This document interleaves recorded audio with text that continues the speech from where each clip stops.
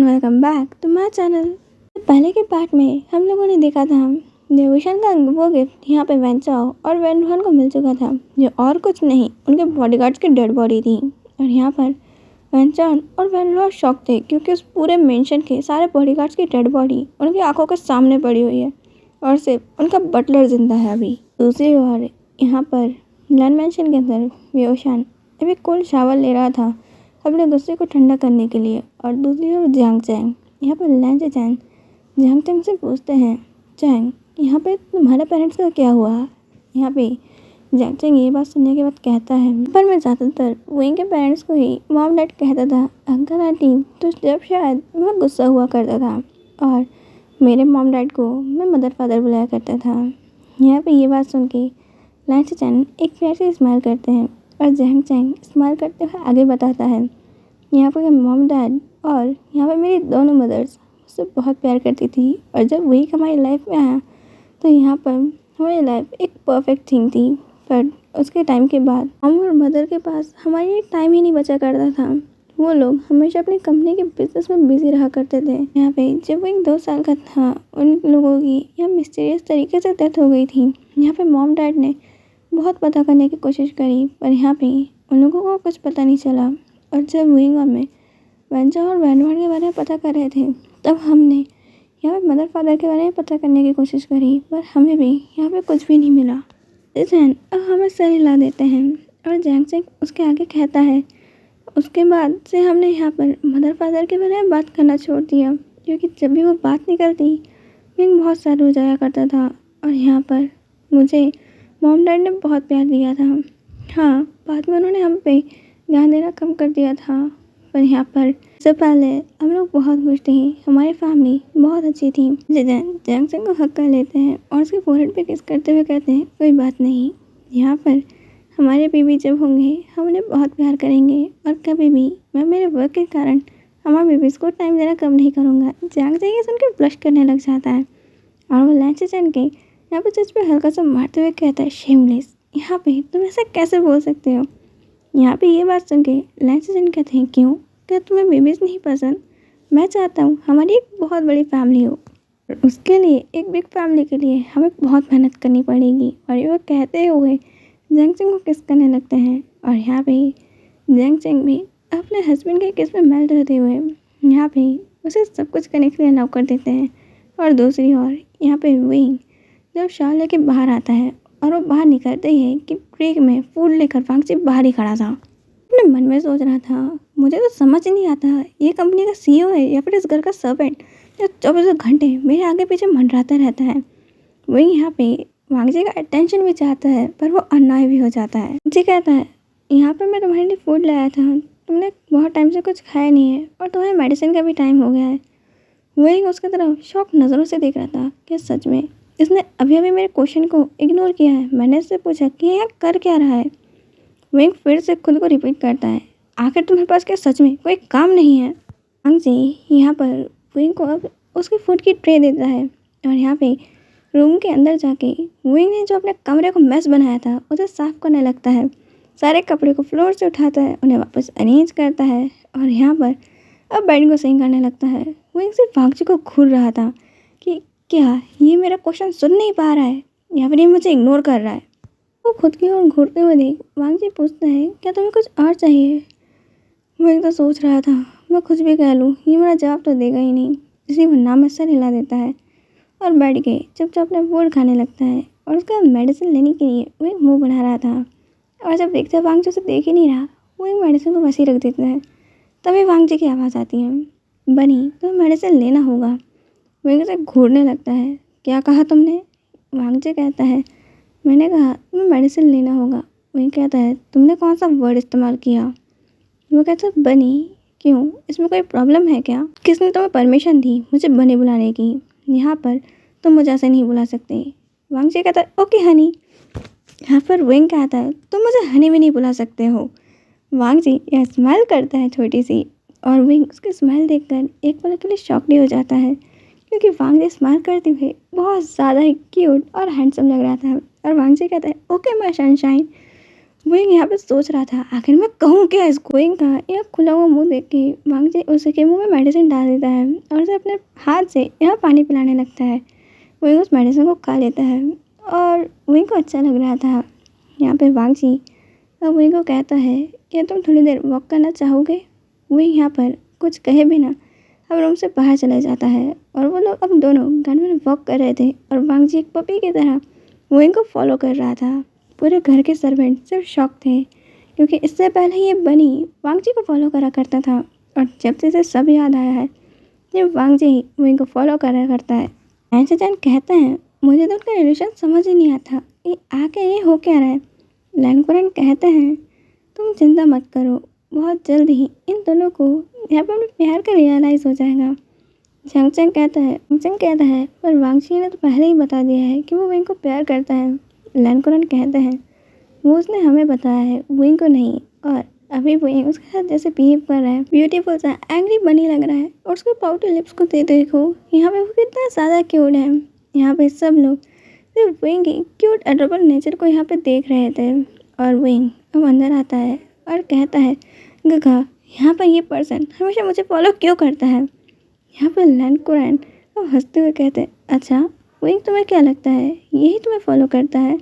जहाँ तक मुझे याद है तुम्हें ही अच्छे गगा और प्यारे गगा बोलते बोलते इन दोनों को फॉलो करा करते थे।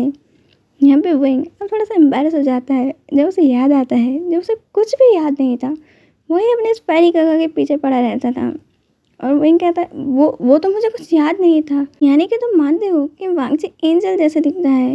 विंग कहता है हाँ फिर मुझे कहता है नहीं मैंने ये कब कहा कि एंजल जैसे दिखता है ये तो बिल्कुल एक ईविल किंग लगता है।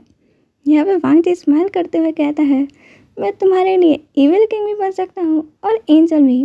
विंग कहता है तुम कितने चीज़ी पर्सन हो क्या यहाँ पर तुम हर ओमेगा से ऐसे ही बात करते हो। वांगजी कहता है नहीं सिर्फ तुम्हारे लिए। विंग कहता है तुम पागल हो चुके हो। वांगजी फिर से कहता है हाँ तुम्हारे लिए पागल हो चुका हूँ। विंग कहता है शेमलेस क्या मैं तुम्हें बिल्कुल भी शर्म नहीं आती है। वांगजी कहता है क्यों मेरे ओमेगा से ऐसे बात कर रहा हूँ किसी और ओमेगा से थोड़ी ना।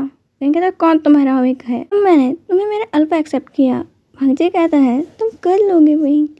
विंग कहता है शट अप गगा मैं मेरे रूम में जा रहा हूँ और ये कह के यहाँ पे विंग अपने रूम में चला जाता है और सब लोग अब यहाँ स्माइल कर रहे थे क्योंकि विंग के इस बिहेव के कारण वांगजी का बिहेवियर जो कोल्ड अटायर में लपटा हुआ था वांगजी अब रोमांटिक बन रहा है और प्यारी प्यारी टॉक कर रहा है। और यहाँ पे वांगजी का कैरेक्टर जो कोल्ड एक्सपीरियंस वाला था ये तो विंग ने पकड़ के रखा हुआ है। ऐसा लगता है उसने की पर्सनैलिटी अडॉप्ट कर ली है। प्यार में लोग क्या क्या करते हैं लोग बदल जाते हैं पर यहाँ पे तो उन लोगों के कैरेक्टर ही बदल रखे हैं। विंग तो हमेशा वांगजी से कोल्ड बिहेव करता है और वांगजी जो विंग के आगे पीछे बिल्कुल वैसे घूमता है जैसे यहाँ पे किसी पपी का फेवरेट फूड हो।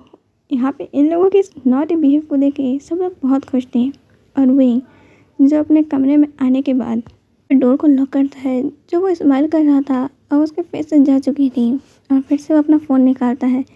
यहाँ पर इस फ़ोन के बारे में अभी भी किसी को नहीं मालूम और अब वो यहाँ पर वैन को कॉल करता है और कहता है सो तुम्हें मेरा गिफ्ट कैसा लगा। वैन कहता है कौन हो तुम और ये तुम क्यों कर रहे हो। विंग कहता है तुम्हें बहुत जल्दी पता चल जाएगा वैसे मैंने तुम्हारे लिए और भी ब्यूटीफुल गिफ्ट भेजा है। वैन कहता है तुम्हें क्या लगता है यहाँ पे मैं कुछ सर्वेंट्स की डेथ से यहाँ पे तुमसे डर जाऊँगा। आई डोंट केयर यहाँ तुम किसी को भी मारो। ये वैन की बात सुनकर विंग कहता है ओह मुझे लगता है तुम्हारे अपने गिफ्ट को देखने के बाद ये वर्ड्स बदल जाएंगे। ओपन इट यहाँ पे अपना डोर ओपन करो तुम्हें गिफ्ट मिलेगा। वैन अपने रूम का डोर ओपन करता है और उसे देखने का तो शौक था। यहाँ पर वो अपने रूम के चारों तरफ देखता है जहाँ खून था और अब उसकी नज़र जाती है वो पे जो उस खून में लपटा हुआ पड़ा है और वो उसको देख के जल्दी से उसके पास जाता है। वैंचाओ की कंडीशन बहुत बुरी थी उसके हार्ट के पास अब एक गन लगी हुई थी। यहाँ पे किसी स्नैपर ने उसे वहाँ से शूट कर दिया था और यहाँ पर विंग कहता है क्या तुम्हें ये गिफ्ट पसंद आया। वैन चिल्ला रहा था तुम क्या कर रहे हो अगर हिम्मत है मेरे सामने आओ मैं तुम्हें जिंदा गाड़ दूंगा। पर जब तक विंग ने फ़ोन कट कर दिया था और अब विंग यहाँ पे अपने बॉडीगार्ड्स को कॉल करता है और कहता है याद रखना वो लोग अपने मेंशन से बाहर ना जा पाए और कोई भी डॉक्टर एंटर ना कर पाए। मैं चाहता हूँ वो यहाँ पे ब्लड लॉस के कारण धीरे धीरे मरे। यहाँ पे उसके सारे बॉडीगार्ड्स अब हमें सही लाते हैं और विंग के कॉल कटने के बाद यहाँ पर उस मेंशन को चारों तरफ से बॉडीगार्ड्स ने घेर लिया था। ना ही कोई अंदर जा पा रहा था और ना ही अंदर के लोग बाहर आ पा रहे थे। और इसी तरीके से वैन चाओ अब धीरे धीरे ब्लड लॉस कर रहा था और उसको पेन में देख के वैन रुआन को समझ नहीं आ रहा था कि वो क्या करे। और यहाँ पे वैन चाओ अब उसके हाथों में ही यहाँ पे अपना दम तोड़ देता है और तब जाकर वो बॉडीगार्ड्स वहाँ से हटते हैं। हाँ, यहाँ गुस्से से अब सारी चीज़ें तोड़ने लग जाता है कि उसके ही घर में आकर यहाँ पे लोग इस तरीके से मर रहे हैं। हाथों में यहाँ वैन चाओ की डेड बॉडी है। यहाँ उसे समझ नहीं आ रहा है कि ये पर्सन है कौन और ये इतना पावरफुल कैसे हो सकता है। ये सब कुछ कर रहा है यहाँ पे वैन रुहान अब उस मेंशन में अकेला है। ना ही कोई बॉडीगार्ड्स और ना ही कोई और, क्योंकि उसका बटलर की भी डेड बॉडी वहीं पड़ी हुई थी। यहाँ पे वो चारों तरफ ब्लड देख देख कर वो पागल हो रहा था। वो यहाँ पर अपनी गन निकालता है और चारों तरफ शूट करना चालू कर देता है, पर यहाँ पे वो गन्स सब वेस्ट हो रही थी। विंग जो अपने मन में ही हंसते हुए कहता है, तुम्हें क्या लगता है तुम्हें इतनी जल्दी डेथ मिलेगी? बिल्कुल नहीं, अभी तुम्हें तड़पना और बाकी है। यहाँ पे तुमने जो मेरे फैमिली के साथ किया उसके लिए मैं तुम्हें इतनी नॉर्मल डेथ नहीं दूंगा। तुम यहाँ पे मौत के लिए भीख मांगोगे। और ये कहते हुए विंग यहाँ पर बॉडीगार्ड्स को फ़ोन लगाता है और कहता है वैन चाओ को उसका नेक्स्ट प्रेजेंट हो। यहाँ पे वो इतना कह के कॉल कट कर देता है और अब वैन चाओ के रूम के अंदर ढेर सारे इंसेक्ट्स की एंट्री होती है। यहाँ पे बहुत सारे कॉकरोचेस और यहाँ पे स्नेक्स थे जिन्हें देखकर वो बहुत ज़्यादा काँप रहा था। उसके रूम के चारों तरफ से विंडो से डोर से यह सारे इंसेक्ट्स से आ रहे थे और जिनसे उसे बहुत डर लगता है। यहाँ स्पाइडर, कॉकरोच और स्नेक्स जिन्हें देख देख कर वह चिल्ला रहा था, इन्हें दूर करो मुझसे। वो उन पर गन से शूट कर रहा था पर उन पर कोई फ़ायदा नहीं हो रहा था, ये इतने ज़्यादा थे। और यहाँ पर अब वापस से उसके डोर्स और विंडोज़ लॉक कर दी जाती है। वो किसी भी रूम में चले जाए, कहीं पे भी चले जाए, वो बच नहीं पा रहा था। अब स्नेक्स ने भी अब उसे बाइट करना स्टार्ट कर दिया था और वो यहाँ पर उन कॉकरोचेस से, स्नेक्स से और स्पाइडर से पूरा घिरा हुआ था। उसकी पूरी बॉडी पे वो लोग चल रहे थे और यहाँ पर पता नहीं कितने प्रकार के स्नेक्स ने उसे बाइट कर ली थी। यहाँ पे अब वैन चाओ अपने आप को यहाँ पे नोचने लग गया था। उन्हें बॉडी से हटाने के लिए वो सब कुछ करने के लिए तैयार था। वो यहाँ पे अपना फ़ोन ढूंढ रहा था और कोशिश कर रहा था कि उस इंसान को फ़ोन लगा सके, पर यहाँ पर उसके फेस तक पे वो सब कुछ चल रहे थे और वो यहाँ पर अब चिल्ला चिल्ला के रो रहा था और सिर्फ यहाँ पे माफ़ी की भीख मांग रहा था। वही ये सब कुछ फ़ोन पे सुन पा रहा था और अब कहता है उसे यहाँ बेसमेंट में लेकर आओ, यहाँ पर उसे अभी मरने मत देना। ये कहकर अब वो वापस अपने फ़ोन को अब पॉकेट में रख लेता है। इनके बॉडीगार्ड्स अब यहाँ पे मेंशन में एंटर करते हैं और वैन चाओ को वहाँ से अब वो लोग बेसमेंट में लेकर आ गए थे। वैन चाओ पूरी तरीके से काँप रहा था। उसके नेल्स यहाँ ब्लू हो चुके थे और उसके लिप्स भी पूरी तरीके से ब्लू हो चुके थे। उसके अंदर बहुत ज़्यादा पॉइजन था। यहाँ पे फिर से उसे दवाई दी जाती है और यहाँ पे जैसे ही वो थोड़ा सा यहाँ पे रिकवर होता है, उसको बॉडीगार्ड्स बहुत पीटते हैं। यहाँ पे उसे मेडिसिन दी जा रही थी और मारा जा रहा था। ये पूरा दिन उसको सालों की तरह लग रहा था और दूसरी ओर वही यहाँ पर अब सोच रहा था कि वो यहाँ पे कल इस घर से कैसे जाए। विंग यही सोचते हुए अपने बेड पे लेट जाता है। यहाँ पर नेक्स्ट मॉर्निंग सब लोग नॉर्मल ही थे। यहाँ पे जैंग चैंग कह रहा था ये अब नॉर्मल है कि इस एक हफ्ते से यहाँ पर वैन रुहान और वैन चाओ ने कुछ किया नहीं है और ना ही वो लोग अपने मेंशन से बाहर आए हैं। ऐसा कैसे हो सकता है? लैंचेजन कहता है ऐसा लगता है वो लोग कुछ बड़ा प्लान कर रहे हैं। और विंग अपने मन में कहता है गगा आप चिंता मत करो, वो लोग यहाँ कुछ प्लान नहीं कर सकते। और रही वैन रुहान की बातें, तो वो तो कब से यहाँ पे अपनी प्लानिंग ऐसा लगता है हेल में कर रहा होगा। वो अब कभी नहीं आएगा और वैन चाओ उसको भी मैं बहुत जल्दी वहाँ पहुँचा दूँगा जहाँ उसकी जगह है। कहता है गगा मुझे शॉपिंग करने जाना है। जियांग चैंग ये देख के कहता है विंग अचानक से शॉपिंग, तुम्हें क्या चाहिए तुम मुझे बता दो, यहाँ पे मैं लैंचेजन ले आएंगे। तुम्हारा बाहर जाना अभी सेफ नहीं है, हमें वैन रुहान और वैन चाओ के बारे में कुछ पता नहीं चल रहा है। मैं कहता नहीं काका सब ठीक है, मैं यहाँ पे अभी आ जाऊँगा। यहाँ पे विंग जिद करने लग जाता है और जांग चैंग उसे मना कर ही नहीं पा रहा था। उतने में वांगजी आता है और कहता है कोई बात नहीं गा, यहाँ पे विंग के साथ मैं चला जाऊँगा। वे उसे देखकर अब अपनी आंखें रोल करता है और कुछ सोचने के बाद जांग चैंग की तरफ विंग देखते हुए कहता है हाँ गा, ये चलेगा, मैं इसके साथ जाने के लिए तैयार हूँ, क्या अब मैं जाऊँ? जांग चैंग थोड़ा शॉक्ड होता है क्योंकि विंग लनवांग जी के साथ जाने के लिए तैयार है। पर वो कहता है हाँ ठीक है। चैंग कहता है ठीक है, जल्दी आ जाना। और यहाँ पे विंग वांगजी को हाथ पकड़ते हुए खींचते हुए कहता है चलो जल्दी, हमें रेडी होना है।